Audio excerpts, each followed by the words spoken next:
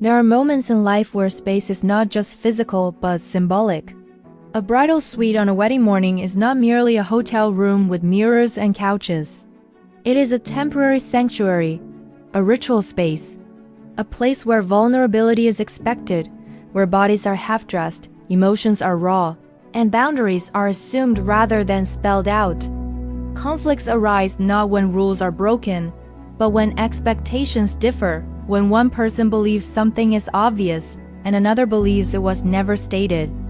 This case is not really about a man sitting on a couch. It is about consent, comfort, entitlement, and whether family grants automatic access to spaces that were never offered. On the morning of the wedding, her mother-in-law and sister-in-law arrived late. The reason was simple. They had been on a beach trip. That detail alone is not an offense, but it set the tone. When they arrived, the sister-in-law did not come alone. She brought her husband into the bridal suite, clothes in hand, apparently intending for him to stay there while getting ready for the wedding later. This immediately caught the bride off guard. Not because she dislikes him, not because he is unwelcome at the wedding, but because this was not what the space was for. No one had asked. No one had warned her. No one had checked whether this would be comfortable. The three of them, mother-in-law, sister-in-law, and the husband, sat on the couch. The husband remained there on his phone, while women around him were in robes that opened easily, underwear visible, hair half done, makeup mid-process. This was not a hypothetical discomfort, it was immediate and physical. Rather than confront the situation directly in a moment of stress, the bride did something reasonable. She paused. She texted her husband. She asked whether this was something that had been discussed, whether the plan was for her brother-in-law to get dressed there.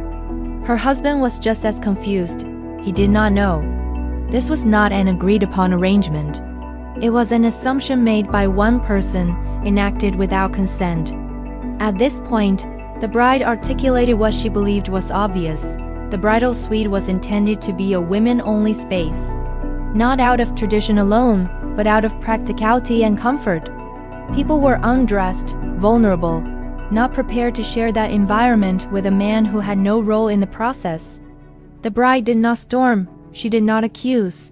She asked her husband to speak to his sister and explain that her husband could wait in the hotel lobby. This was not exile. It was not humiliation.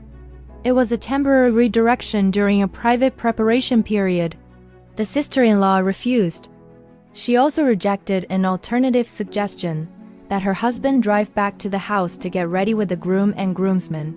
Her reasoning was that she did not want to risk him getting lost, as he was from another country. This explanation raised eyebrows. He is from Puerto Rico. The family is from the Dominican Republic. He had traveled around the country many times on his own. The concern felt less like a real obstacle and more like a justification. Still, the bride did not escalate. She simply maintained her boundary. The sister-in-law became upset. She attempted to leave entirely. At this point, the hair and makeup artists, already paid, intervened, encouraging her to stay since the services had been arranged and covered. She agreed. She had her hair and makeup done. And then, immediately after, all three of them left the suite anyway. They waited in the lobby. They even ended up getting dressed in the lobby bathroom. This detail is critical, because despite the narrative of exclusion, the mother-in-law and sister-in-law were allowed to stay in the suite if they wanted to. The only person not permitted was the husband, the one person whose presence made others uncomfortable. Later, the bride's own mother spoke to her privately. She said what many viewers are likely thinking, that it was rude to bring a man into a room where women were getting ready, especially without asking. This was not a generational bias. It was a social one. There are spaces where consent is implied, but still required. A bridal suite is one of them. This case hinges on a fundamental question. Whose comfort matters most in a private space on a wedding morning? The bridal suite was paid for by the bride. The services were paid for by the bride. The purpose of the space was clear, even if not explicitly spelled out. The discomfort created was not abstract. It was bodily and immediate. The request made was limited in scope and time. On the other side, the sister-in-law's discomfort stemmed from separation and inconvenience, not vulnerability. Her husband was not being endangered. He was not being excluded from the wedding. He was being asked to wait elsewhere during a preparation period. Equating those two discomforts ignores context. Some will argue the bride should have just tolerated it for peace. Others will say the sister-in-law overreacted. Some may feel everyone was stressed and miscommunication was inevitable. And some will recognize this for what it is, a clear boundary that was reasonable, respectfully communicated, and unfairly challenged. After weighing all factors, the AI jury delivers its verdict, not the whole. The bride did not ban someone out of spite. She enforced a reasonable boundary in a private, vulnerable space on one of the most emotionally charged days of her life. She offered alternatives, she paid generously. She did not shame or insult anyone. The sister-in-law's refusal to respect that boundary and subsequent escalation does not transform the boundary into wrongdoing.